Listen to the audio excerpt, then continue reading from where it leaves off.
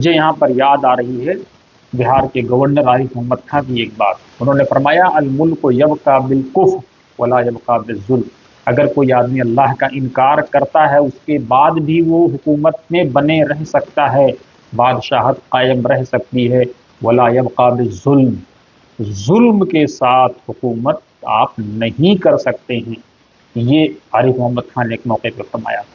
کوئی بھی انسان اس کو ظلم کرنے کا ادھیکار نہیں ہے.